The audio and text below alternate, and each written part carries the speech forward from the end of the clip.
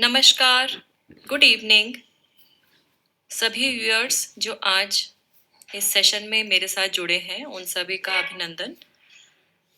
So just to begin, hello, I am Sonal Goyal. I am an IS officer of 2008 batch. My cadre is Tripura.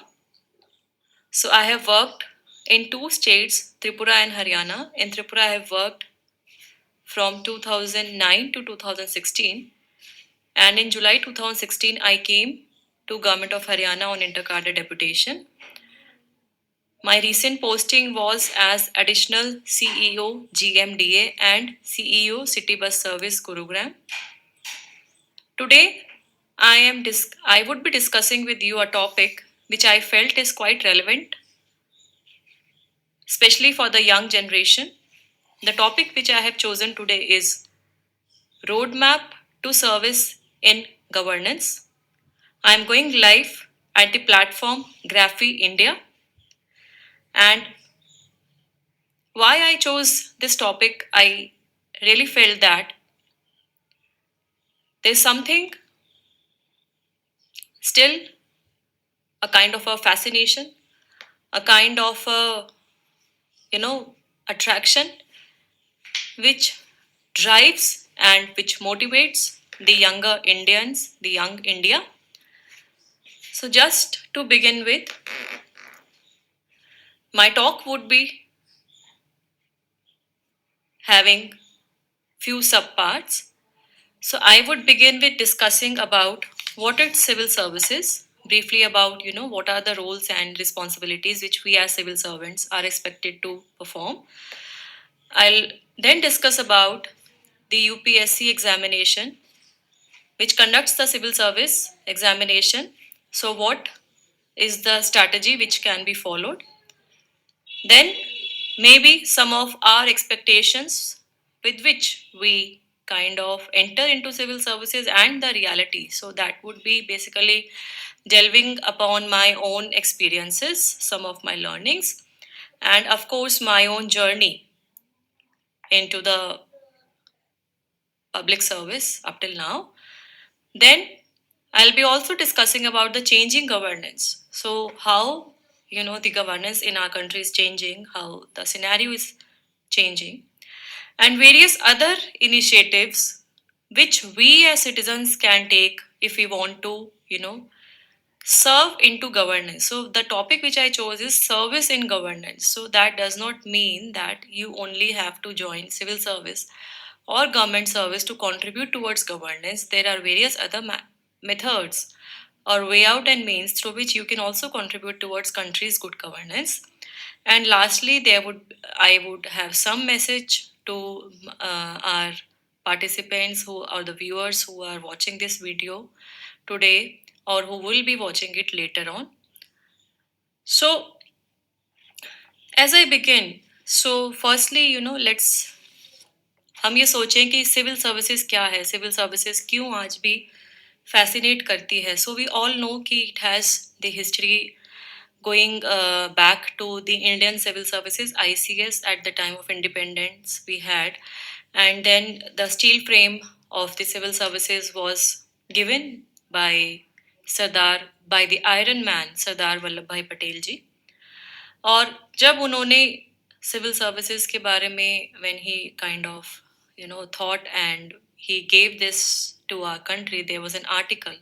So this article of the constitution governs the civil services, and after that there have been various changes. The UPSC conducts the examination and there are various kind of services now, not only IAS IPS, but we also have foreign service, we also have revenue service, income tax, we have IRS, customs and excise, we have various allied services like postal services, we have corporate law services, so and so forth.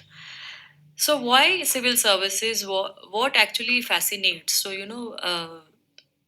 one reason is of course the kind of respect, the kind of honor which the civil services carry today, even today in our society, in our country.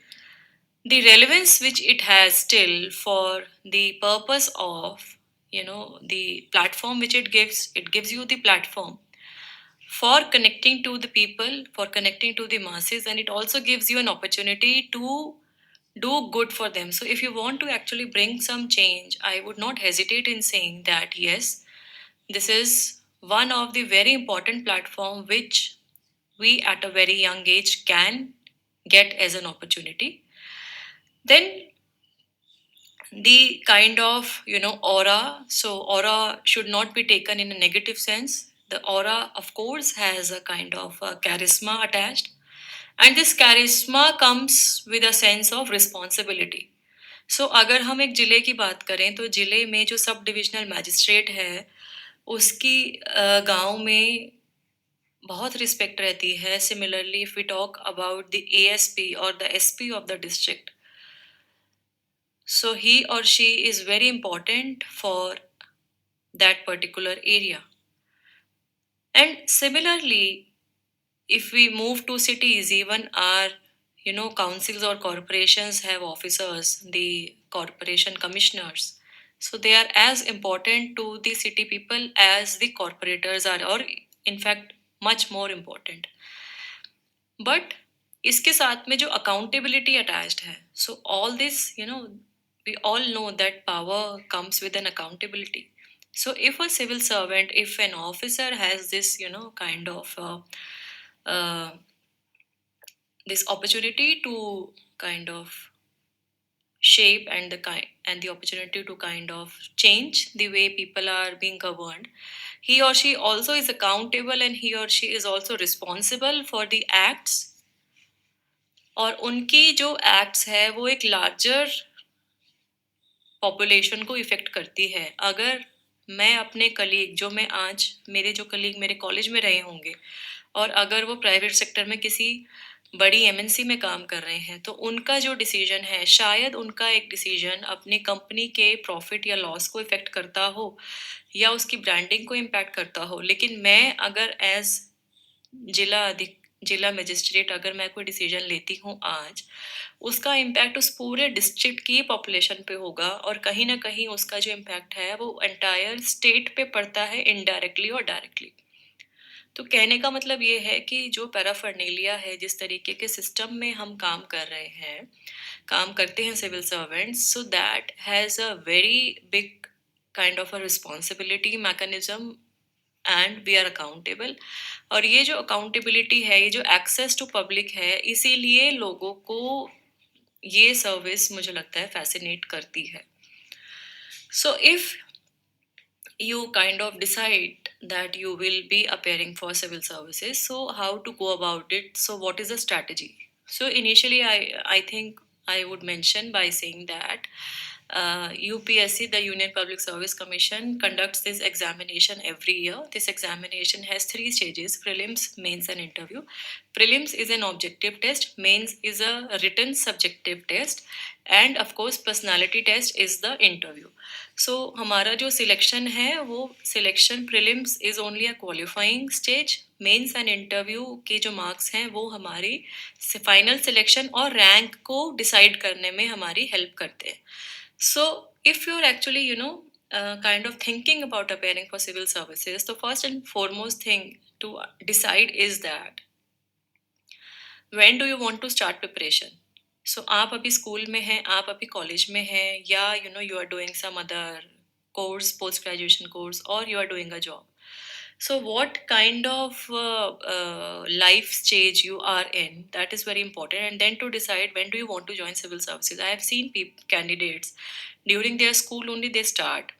So, उसमें school के time में I would mention कि it should not be too early, because ये जो examination process है it is a long drawn process. So in the sense कि 2 साल आपको कम से कम जो मेंस की तैयारी और प्रीलिम्स की तैयारी और एग्ज़ाम देने के लिए आपको 2 साल चाहिए, क्योंकि 1 साल प्रीलिम्स से पहले और 1 साल तो एग्जामिनेशन का जो पूरा प्रोसेस है उसमें लग जाता है.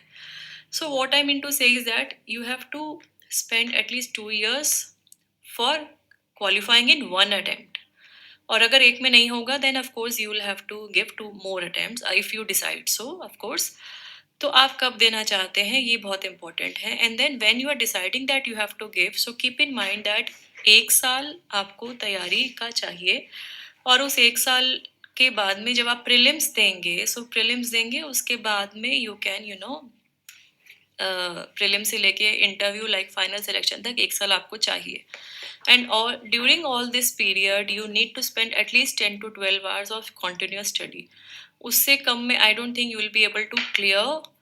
एंड ये क्योंकि इसमें इतना सारा कुछ पढ़ाई करना है, you have to actually think about, you have to actually read about current affairs, you have to actually read about you know your GS, you have to read about your optionals.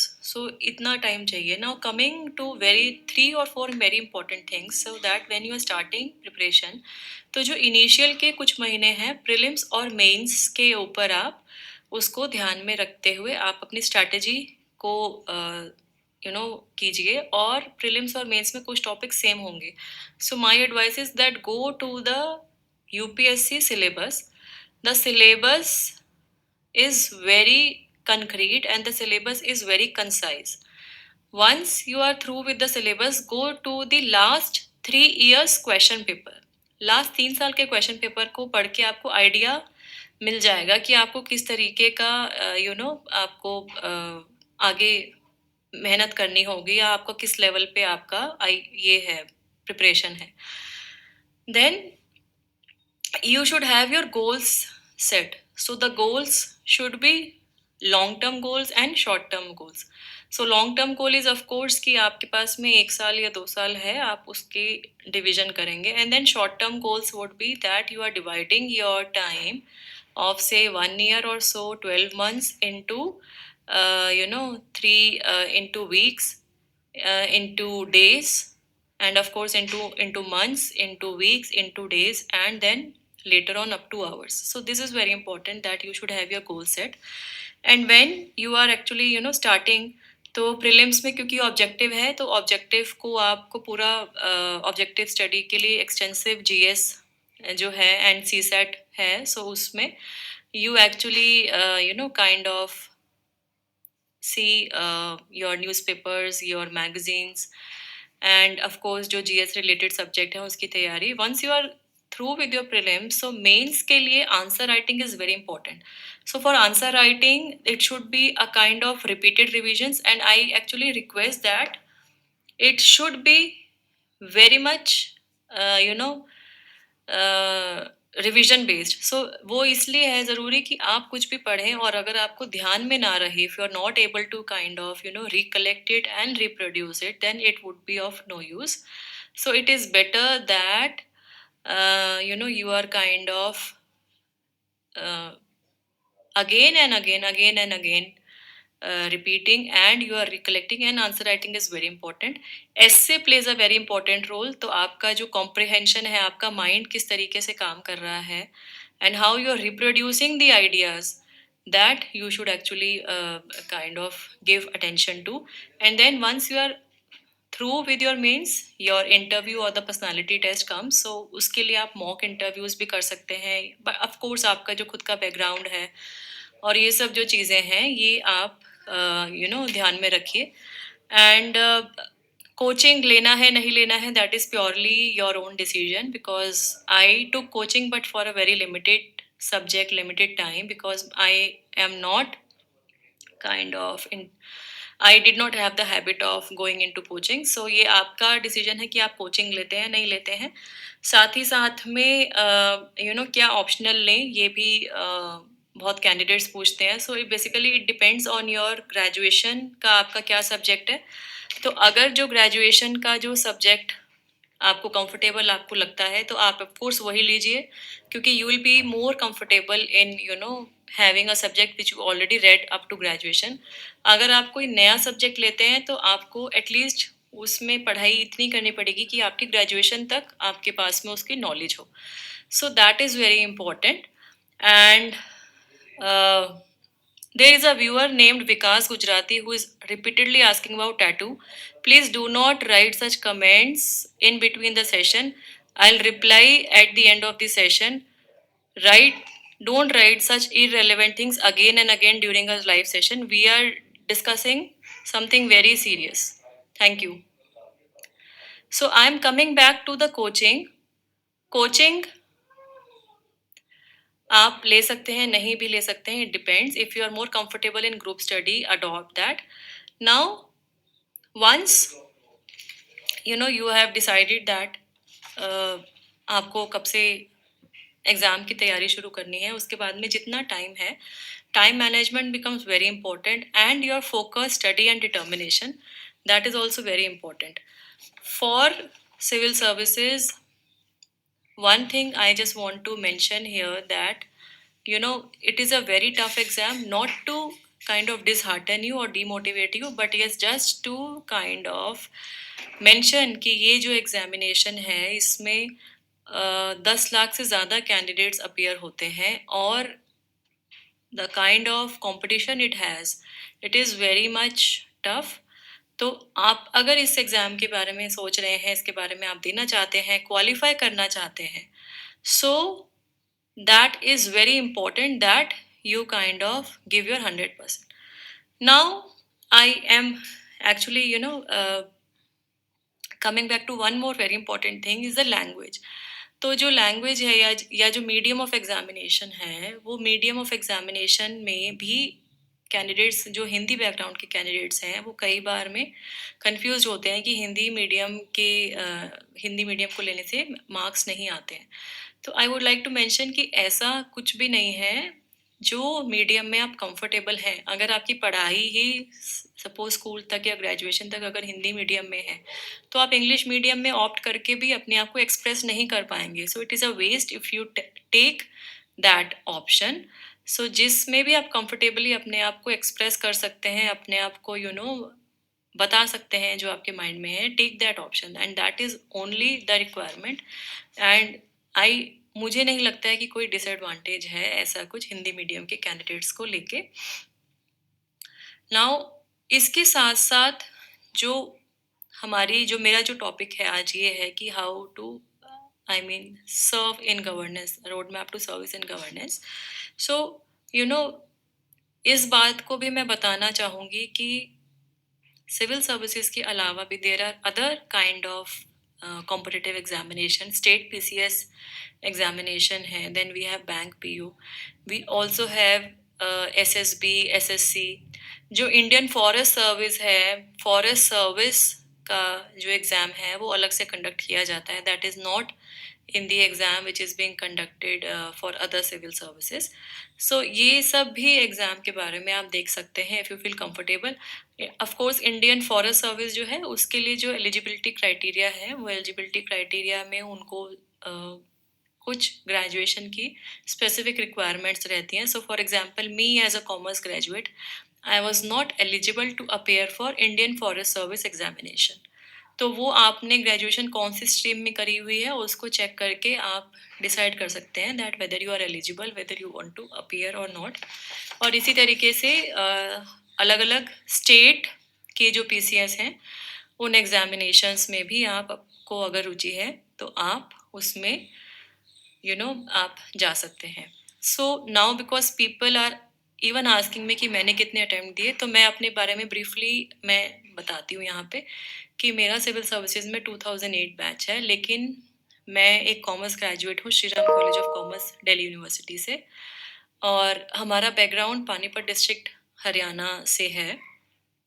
When I was doing my graduation, तो मैं graduation के साथ CS भी कर रही थी, company secretary course.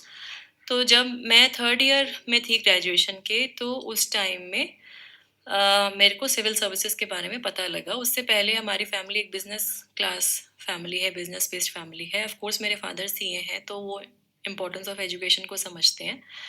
तो मैंने जब इस बारे में बात की तो इनिशियली जो है थोड़ा सा एप्रीहेंशन रहा मेरे पेरेंट्स के माइंड में कि पहली बात तो बहुत टफ एग्जामिनेशन है, और मैं ऑलरेडी CS कर रही थी, तो मेरा प्लान यही था कि मैं प्राइवेट सेक्टर में जाऊँगी. और फिर ये है कि एग्ज़ाम बहुत टफ है, देन अगर क्लियर नहीं होता है तो क्या करेंगे, और अगर क्लियर होता है तो कौन सी सर्विस मिलेगी, और सर्विस के बाद भी कौन सा कार्डर मिलेगा. और बीइंग लेडी कि मैं कैसे एडजस्ट करूँगी। तो ये सब जो चीज़ें हैं, I mean all these things were the kind of apprehensions which came to my family, my parents. So but then when they we all decided collectively, तो मेरे फादर ने एक बात मुझे सजेस्ट की कि you should have plan B, कि अगर सिविल सर्विसेज में नहीं सिलेक्शन होगा तो आप क्या करेंगे। तो मैंने फिर ये सोचा कि मैं पहले सीएस कंप्लीट करती हूँ। तो मेरा 2003 में ग्रेजुएशन हुआ, 2004 में मेरा जो है सीएस कंप्लीट हुआ। 2004 itself I took admission into LLB from Delhi university, और मैंने लॉ में एडमिशन लिया। मैंने सिविल सर्विसेज की तैयारी शुरू करी और मैंने पार्ट टाइम जॉब शुरू करी as CS. So from 2004 to 2007, these three things were in my life running simultaneously. Preparation for civil services was the main focus. I had to complete my law and I was also doing part time job as CS.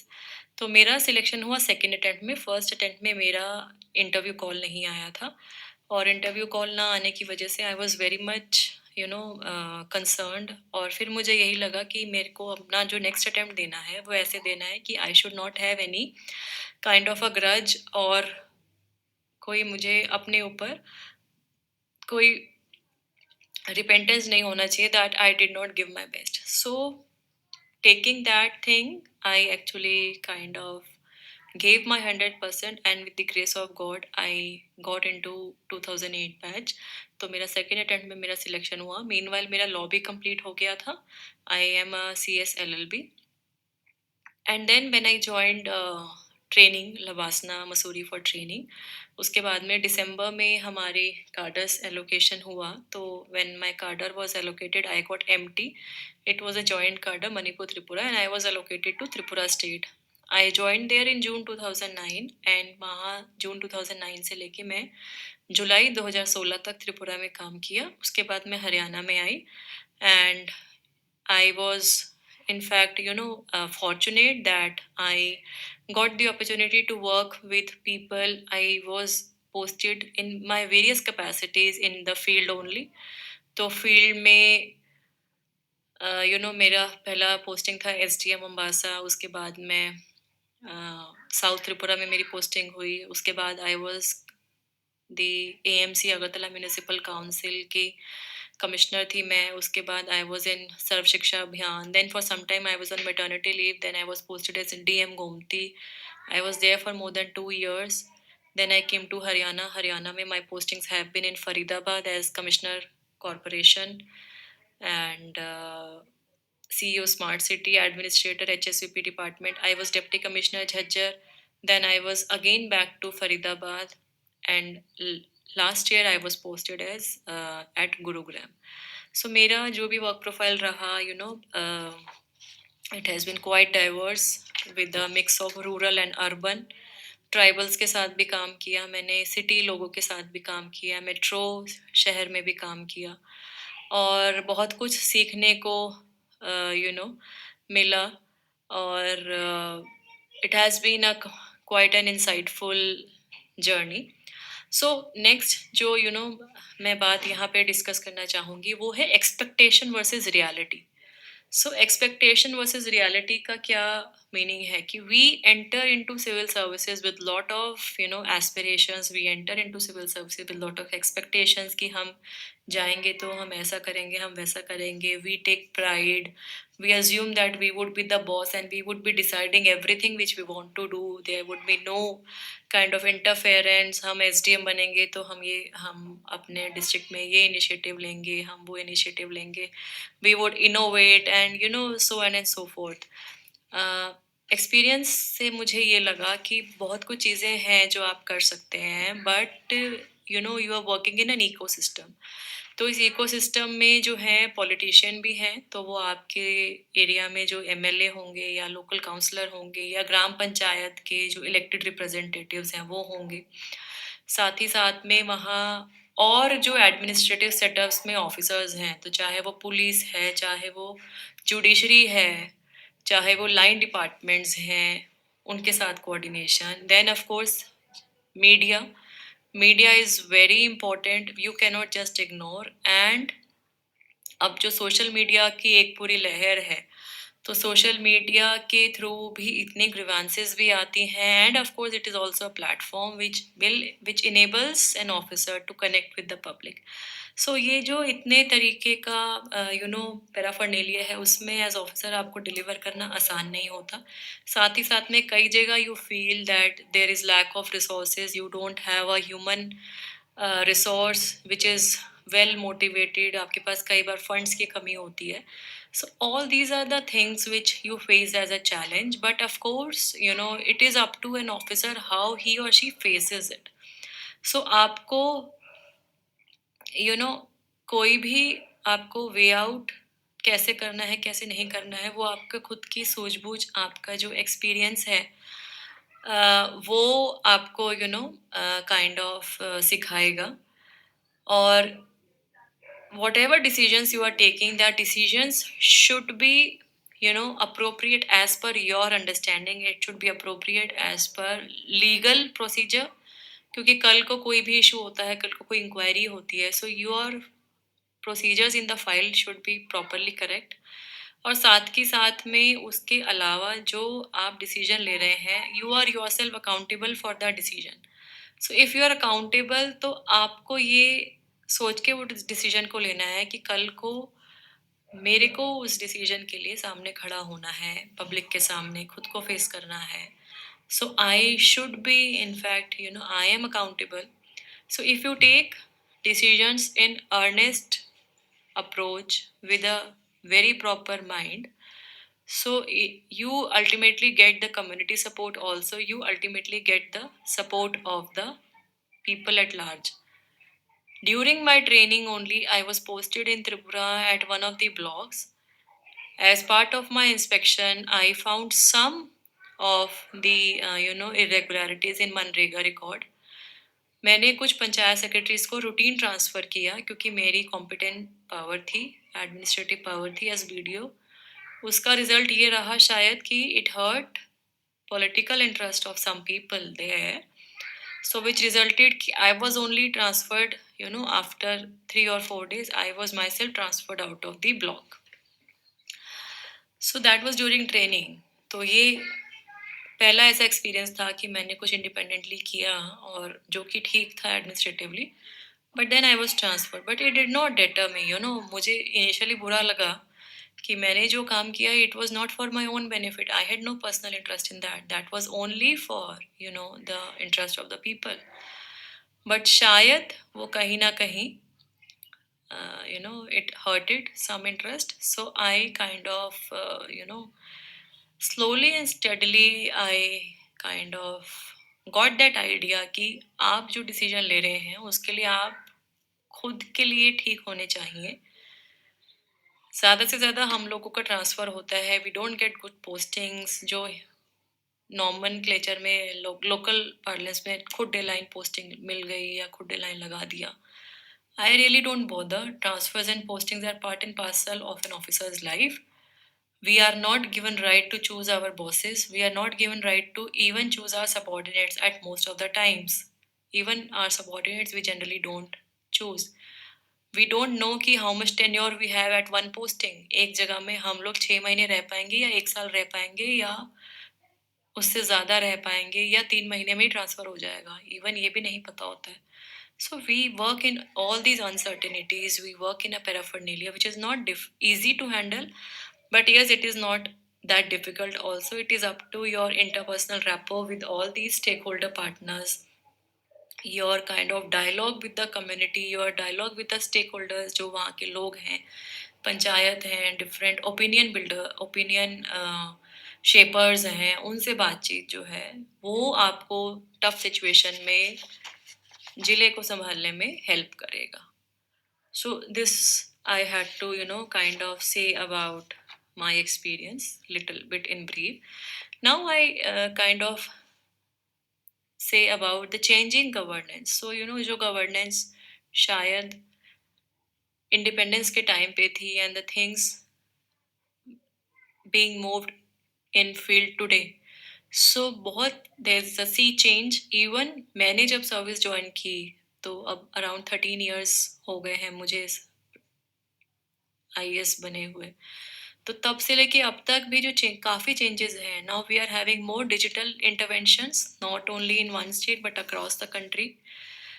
तो हमने जो है government की mind में क्या है, government की mind में ये है that the interface between public and government, so G2C and C2G both should be convenient, it should be transparent, people citizens should get the citizen service delivery at home।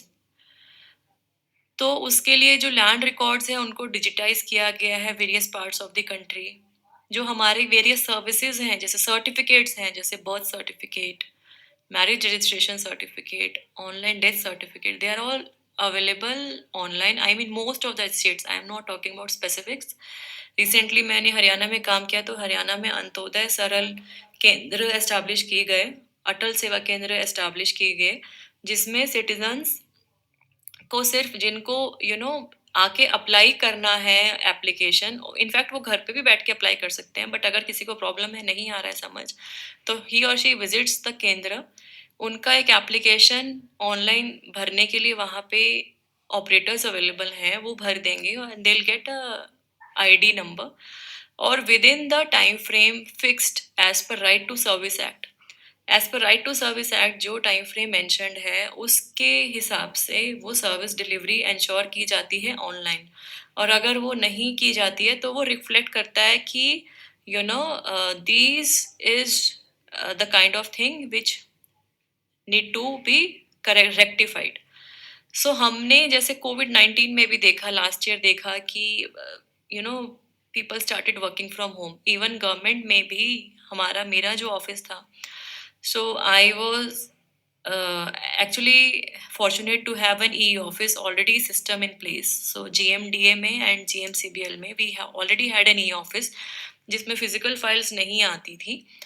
So now slowly each department of Haryana is moving towards this e-office system. And of course ये जो digital transformation है ये इतना ज़्यादा आ गया कि we were actually interacting with each other through online meetings, through these webinars, through the I in fact could connect to so many people across the country through these online modes. And I think this is one of the very important and a good thing which COVID-19 pandemic has given to us. Of course I understand it was not an easy phase. COVID-19 pandemic put all of us in lot of stress. All of us were in quite, our lives changed the way we were earlier leading the life. So बहुत कुछ change हुआ, but humanity has risen with resilience, and this resilience is actually enabling us to move forward. So governance का जो scenario change हो रहा है उसमें हमारी अकाउंटेबिलिटी बढ़ रही है, ट्रांसपेरेंसी बढ़ रही है, उसके साथ साथ सिटीजन्स की भी जिम्मेवारी इसलिए बढ़ती है कि they should be taking care of the time frames, they should be kind of, अगर कोई प्रॉब्लम है उसको नोटिस में लेके आए। सोशल मीडिया है, सोशल मीडिया में ट्विटर पे कंप्लेंट्स आती हैं, हमें भी immediately try to take note and then we respond also. So now there's a lot of things which are changing in the way governance is being ensured. Now when I am talking about service and governance, I specifically want to mention one thing, that governance is a collective initiative. So governance में अगर हम good governance society में बात करें तो सिर्फ एक government is only one stakeholder, media is also an equivalent stakeholder, even judiciary, citizens, NGOs, civil society organizations, all of them have a very important role to play in ensuring good governance in any part of the country. There are various flagship programs, like Beti Bachao Beti Padhao, Swachh Bharat Mission. We have Pradhan Mantri Jan Dhan Yojana, which attempts at financial inclusion, Jal Shakti Abhiyan. So all these programs में community mobilization has been the core strength. इसमें success इसीलिए लेके आ पाए क्योंकि locally people were involved at the gram panchayat, locally people were involved in the cities, in the wards. और ये इसीलिए programmes की सक्सेस आई क्योंकि ये जन आंदोलन के रूप में हम इनको आगे ले जा पाए। तो गवर्नेंस के लिए ये ज़रूरी नहीं है कि आप सिर्फ एक आईएएस ऑफिसर या एक आईपीएस ऑफिसर बन के अपने सिटी की गवर्नेंस में पार्टिसिपेट करें, लेकिन गवर्नेंस को इंश्योर करने में, गुड गवर्नेंस को लाने में बहुत सारी ऐसी चीज़ें हैं जो एज सिटीजन्स आप कर सकते हैं। You can partner the government in taking in implementation of all these flagship programs and schemes. कोविड-19 में कुछ ऐसे इनिशिएटिव्स लिए हमारे पब्लिक स्पिरिटेड सिटीजन्स ने, जो कि रियली में सोसाइटी को बहुत बेनिफिट जिन्होंने किया। सो केरला में someone innovated a mask vending machine. An individual innovated a mask vending machine in Kerala, और उसको फिर बाद में केरला स्टार्टअप मिशन के अंतर्गत उनको एज एंटरप्रेन्योर उनको हेल्प मिली by the government. IIT Guwahati में they innovated low cost intubation boxes. IIT Bombay developed low cost mechanical ventilators. Even IIT Bombay, they developed two apps to track the violations by patients in quarantine. जो patients quarantine में हैं, अगर कोई violation कर रहे हैं, उसको track करने के लिए IIT बॉम्बे की टीम ने दो apps को develop किया। एक story अभी recently कहीं मैंने पढ़ी that a lady in Kaziranga, she is turning the plastic waste into traditional handloom। जो काजीरंगा सेंचुरी के आसपास में जो प्लास्टिक वेस्ट होता है, she is using it and turning it into a traditional handloom. There are public spirited citizens in Assam in district Jorhat by the name of green commandos. 300 green commandos की team एक बनाई है जो कि फार्मिंग को revolutionise कर रही है आसाम के अंदर। So 300 Green Commandos who started from Jorhat district, they started this initiative of plant health clinic, you know. So ये मैंने क्यों बताया? मैंने इसलिए बताया कि जो गवर्नेंस की बात हम कर रहे हैं, तो governance not only you can ensure only after becoming an officer, but also as a citizen you can ensure, and you should actually participate in ensuring good governance and effective public service delivery. और जो हमारी social responsibility है, उसको social responsibility को हम align करें towards nation building. Aligning your social responsibility with nation building is very important, and youth have a major role to play because you are the future of our country. और आपके जो initiatives हैं, आपकी जो सोच पे, उसी पे डिपेंड करता है।